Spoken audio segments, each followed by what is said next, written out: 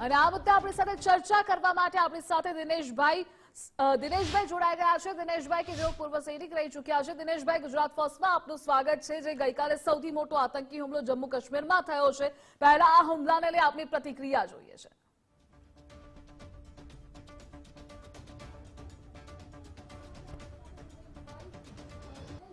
નમસ્કાર. જી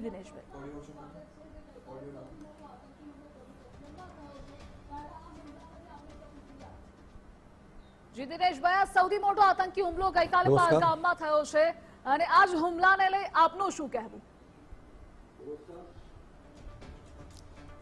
સૌથી પહેલા તો જે લોકો કાશ્મીર જેવા સ્વર્ગમાં જેમનો સ્વર્ગવાસ થયો છે, જે 27 વ્યક્તિઓ છે, આપણા પર્યટકો છે, ભારતીય છે, એ બધાને હું શુભેચ્છા પાઠવું,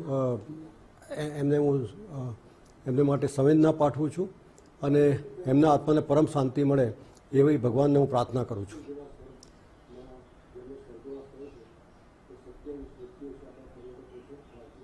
એક્ઝેક્ટલી. અને દિનેશભાઈ, આ જે હુમલો થયો ગઈકાલે, આતંકી હુમલો, ટીઆરએફ આતંકવાદી સંગઠને જવાબદારી પણ લઈ લીધી છે. હવે આ પ્રોક્સી સંગઠનો બની ગયા છે અને પર્ટિક્યુલર તેઓએ લોકોના ધર્મ પૂછીને હત્યા કરી હતી.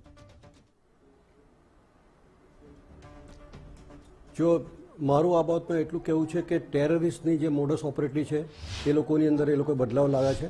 છેલ્લા ઘણા ટાઈમથી જ્યાંથી 370 કલમ આવી છે અને આપણી સેનાએ જ્યારે ટેરરિસ્ટને એલિમિનેટ કરવાનું કામ કર્યું છે, ત્યારથી એક એવી વસ્તુ બની રહી છે કે એ લોકોએ પોતાને ટાર્ગેટ ક્લિનિંગ પર ગયા છે. પહેલાં ઇન્ડિવિજ્યુઅલી લોકોને, ખાસ કરીને જે આપણે ત્યાંથી મજૂરો જતા હતા મજૂરી કરવા માટે યુપી બિહારથી, એ લોકોનું ટાર્ગેટ ક્લિનિંગ કર્યું. આ એક જે છે ને ડિમોલાઇઝ કરવા માટેનું એક પગલું હતું. પણ અત્યારે એટલું કહી શકાય કે આ સૌથી મોટો આતંકવાદી હુમલો છે, જેમાં આટલું ભયંકર રીતે એમણે કારનેજ થયું છે અને જેમાં આપણા 27 ઉપરાંત પર્યટકોનું મૃત્યુ થયું છે અને સાથે સાથે ઘણા બધા ઘવાયા પણ છે. અને આના માટે એક ડિમોલાઇઝિંગ ઇફેક્ટ એ છે કે મેં પોતે પણ કાશ્મીરમાં લાસ્ટ યર જ વિઝિટ કરેલી. ત્યાં એટલી શાંતિ અને એટલું ડેવલપમેન્ટ ને એટલો ઉત્સાહ લોકોની અંદર હતો કે ફરીથી લોકોને રોજગાર ચાલુ થઈ ગયા હતા અને પર્યટકો ત્યાં એકદમ કોન્ફિડન્ટલી ત્યાં જતા હતા. તેની ઉપર આ જબરજસ્ત એક એટેક થઈ ગયો છે અને એના માટે આપણે ત્વરિત અને સખ્ત પગલાં આપણે ગવર્મેન્ટ તરફથી લેવા પડશે, જે લેશે જ ગવર્મેન્ટ. આજે પણ અત્યારે પ્રધાનમંત્રી આવતાની સાથે જ એરપોર્ટ પર જ મુલાકાત ચાલુ થઈ ગઈ છે. એટલે મારું એટલું જ કહેવાનું છે કે આ જે પગલું છે તે ખૂબ જ ખોટું છે અને કન્ડમેબલ છે. અને ટેરરિસ્ટની કોઈની જાત નથી હોતી, એને આપણે જાતિવાદ બનાવવાની પણ જરૂર નથી. નો ડાઉટ કે એ લોકોએ ધર્મને પૂછીને પણ એ એમની મોડસ ઓપરેન્ડી છે અને એમનો પર્પઝ જ એ છે કે આપણી અંદર વૈમનસ્ય પેદા કરે હિન્દુ મુસ્લિમની અંદર, બરાબર છે. પણ આપણે લાર્જર પિક્ચરની અંદર એ જોવાનું છે કે આપણે માટે ટેરરિસ્ટ કોઈ પણ 70 હત્યા બાદ હતું, પરંતુ એવા કયા વિસ્તારો છે કે જે ઇઝીલી આ આતંકવાદીઓ તેને ટાર્ગેટ કરી રહ્યા છે? આમાં આપણે રિસન્ટલી જોયું હશે કે આપણે ધીરે ધીરે આપણી સેનાએ અને બીએસએફ ને એ બધી જે ફોર્સિસ છે તેમણે કાશ્મીરમાંથી આતંકવાદને ઓલમોસ્ટ આપણે ઝીરો કરી નાખ્યો હતો ને કાશ્મીરની આગળ તો આપણે કોઈ દિવસ આવવા જ નહોતો દીધો. જ્યારે એમને લાગ્યું કે હવે અમારું ક્વેશ્ચન ઓફ સર્વાઈવલ કે એમને એક્ઝિસ્ટન્સનો જ્યારે ક્વેશ્ચન થયો ત્યારે તમને ખ્યાલ હોય તો લાસ્ટ યર એ લોકોએ આખી પોતાનું ઓપરેશન ઉધમપુરમાં શિફ્ટ કર્યું. ઉધમપુરમાં કોઈ દિવસ એવા હુમલા થતા નહોતા એટલે આપણી એટલી તૈયારી નથી. પણ ઉધમપુરમાં એટેક કર્યા પછી આપણે ઉધમપુર પણ જંગલ વિસ્તાર છે અને ખૂબ ડીપ વિસ્તાર છે, તેમાં સેનાને થોડો સમય લાગ્યો એડજસ્ટ કરતા. અને આજે ઉધમપુરમાંથી એક પણ ટેરરિસ્ટ એટેક ત્યાં આગળ થતો નથી અને જે થયા છે અથવા તો એમને સંદિગ્ધોને પહેલેથી પકડીને એમના બધા જ જે પ્લાન છે આપણે ફેલ કરી દીધા છે. એટલે આ થઈ રહ્યું છે. હવે આ એક નવી વસ્તુ બની છે અને એને લાઇટલી લેવા જેવી છે જ નહીં અને કોઈ એને લાઇટલી લેવાનું નથી. વર્લ્ડ ઓવર અત્યારે આક્રોશ ચાલી રહ્યો છે, ભારતમાં પણ ઠેર ઠેર બધે આક્રોશ ચાલી રહ્યો છે. એટલે એની ઉપર ત્વરિત પગલાં ભરવામાં આવશે. અને અત્યાર સુધી જે ખાસ કરીને આપણા પ્રધાનમંત્રી નરેન્દ્ર મોદીની ગવર્મેન્ટ આવ્યા પછી તમે જોયું હશે કે દરેક જે એક્શનનું રિએક્શન્સ આપણે ખાલી શબ્દોથી કે સ્ટેટમેન્ટથી નથી આપ્યું. આપણે યુરી જેવા એટેક કરીને સર્જિકલ સ્ટ્રાઇક કરીને આપણે એ લોકોને એલિમિનેટ કરી નાખ્યા છે. અને આ વખતે બી એવું થશે ને આ વખતે કદાચ એનાથી બી મોટું ઓપરેશન કરવું પડશે એવું લાગે છે. અને મારું અત્યારે અભિપ્રાય એવો છે કે આ અત્યારે વાઇસ પ્રેસિડેન્ટ ઓફ અમેરિકા જે અત્યારે વાન્સ છે જે ઇન્ડિયામાં છે, એમની હયાતીમાં વસ્તુ બની છે. Prime minister Narendra Modi out of country હતા ત્યારે આ વસ્તુ બની છે. અને એમનો આર્મી ચીફ જેણે પરમ દિવસે 3-4 દિવસ પહેલાં સ્ટેટમેન્ટ બી આપ્યું છે કાશ્મીર વિરુદ્ધમાં, આ બધું જો કમ્બાઈન કરીએ તો એની વર્લ્ડ ઓવર ઇફેક્ટ બહુ મોટી થવાની છે.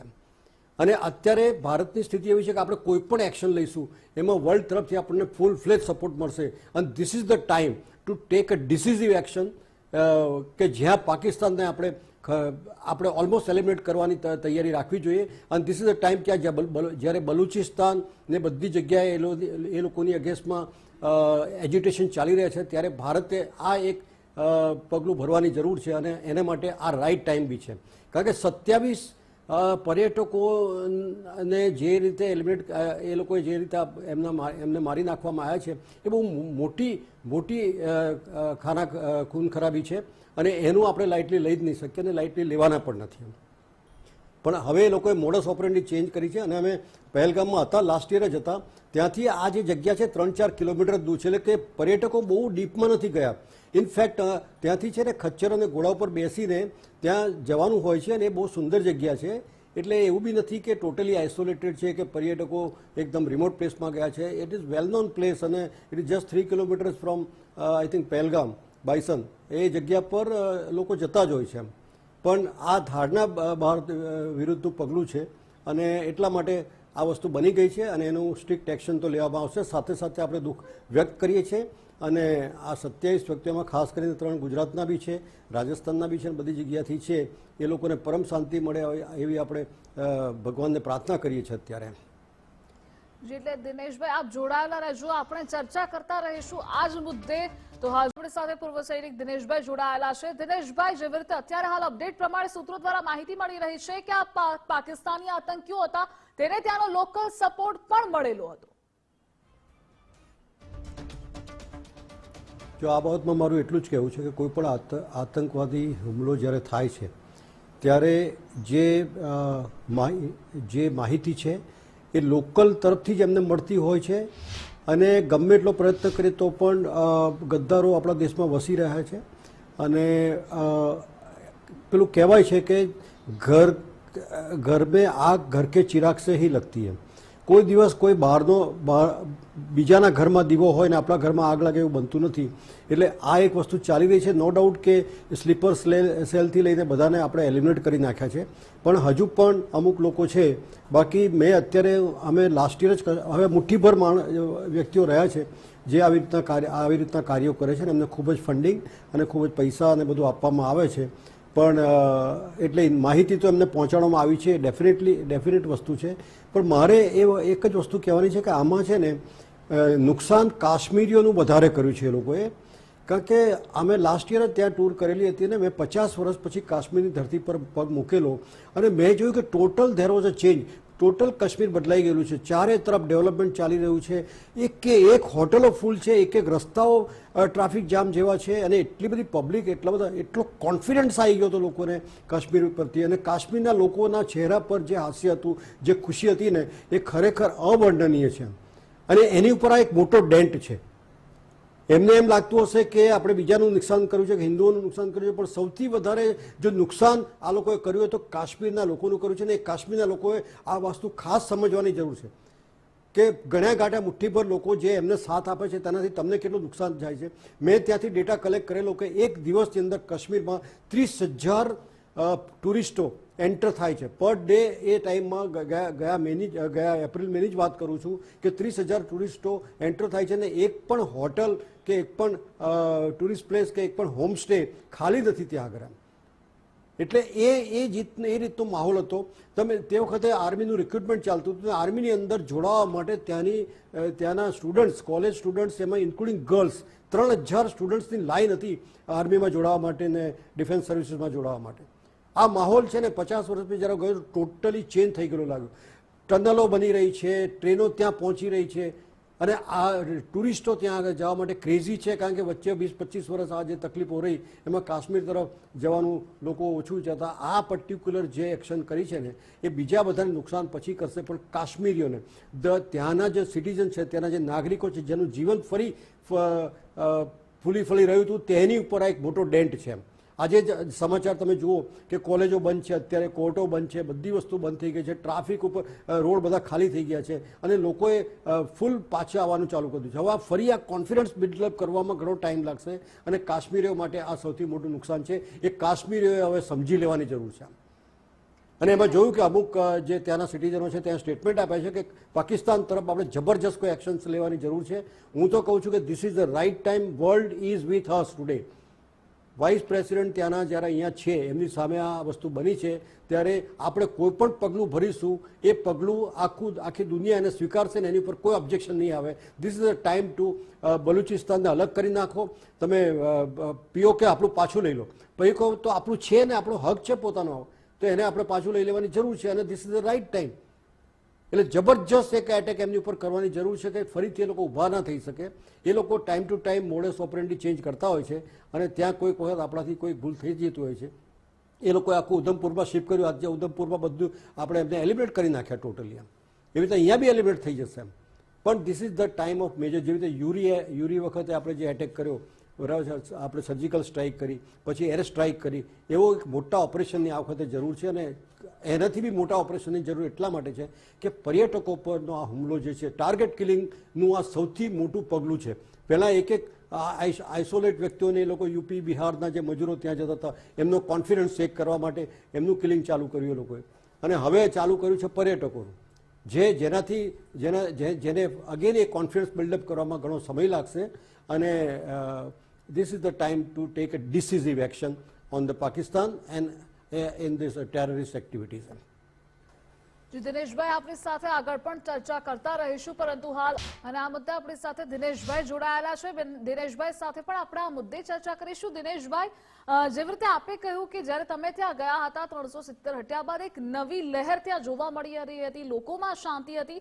આપે ત્યાંના સ્થાનિકો સાથે પણ વાતચીત કરી હશે, તો એ લોકો શું કહી રહ્યા હતા? આ સાથે દિનેશભાઈ, એ પણ જાણવું છે કે હાલ જે TRFએ જવાબદારી લીધી છે, નામ બદલ્યા છે, પ્રોક્સી સંગઠન હવે તેને કહેવામાં આવી રહ્યું છે, તો શું તેઓ આ નવા નામો દ્વારા એ સાબિત કરવા માંગે છે કે કાશ્મીરમાં આતંકવાદની એક નવી લહેરની શરૂઆત થઈ છે?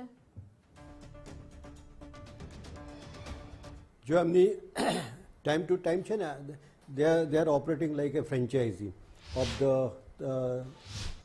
લશ્કરે તોયબા. લશ્કરે તોયબા પોતે જ્યારે એના કમાન્ડરોને બધાનું આપણે એડમિશન કરી નાખ્યું, એ લોકોને બેન્ડ ને બધું આવી ગયું, ત્યાર પછી એ લોકોએ શું કર્યું કે નામ બદલીને આ ઓપરેશન ચાલુ કરે છે. ને આ આજની વાત નથી, વર્ષોથી તમે જોજો કે એક આતંકવાદી ગ્રુપ જ્યારે આપણે ખતમ કરી નાખીએ છીએ ત્યારે બીજા કોઈ નામે ત્યાં તૈયાર થયા છે. એમાંનું આ છે. પણ આમની જિંદગી બહુ લાંબી રહેવાની નથી, કારણ કે હવે આપણી ઝીરો ટોલરન્સ નીતિ પર આપણે કામ કરી રહ્યા છીએ. આજે આપણી MA જે છે, minister of external affairs plus જે સિક્યુરિટી, ઇન્ટરનલ સિક્યુરિટી ને બધી જે વાતો છે તેમાં ઝીરો ટોલરન્સ નીતિ અપનાવવામાં આવી રહી છે.